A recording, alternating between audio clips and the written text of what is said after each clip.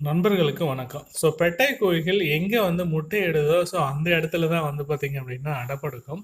So இந்த மாதிரி வந்து பார்த்தீங்கன்னா, இப்போ நான் வீட்டில் முறையில் வளர்க்கக்கூடிய இந்த பெட்டை கோழி, இந்த டைலர் மிஷின் மேலே தான் வந்து பார்த்தீங்கன்னா முட்டையிடும் ரெகுலராக. ஸோ இங்கே வந்து பார்த்தீங்கன்னா அடைப்படுத்திட்டுருக்காங்க.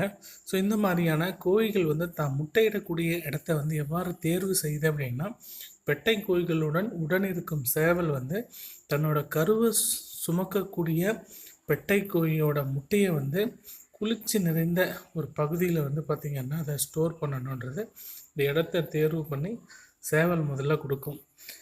சில இடத்துல வந்து பார்த்திங்க அப்படின்னா பெட்டை கோழிகளே அந்த வேலையை வந்து பார்த்திங்கன்னா செய்யும். ஸோ அங்கே வந்து பார்த்திங்கன்னா அந்த முட்டை வந்து கண்டினியூஸஸாக அதே இதில் வச்சுட்டே இருக்கும். ஸோ வீட்டு முறையில் இந்த மாதிரி கோழிகள் இந்த இடத்துல முட்டை வைக்கணும் அப்படின்னா குளிர்ச்சி நிறைந்த மெத்துவான அந்த வசதியை வந்து நம்ம ஏற்பாடு பண்ணி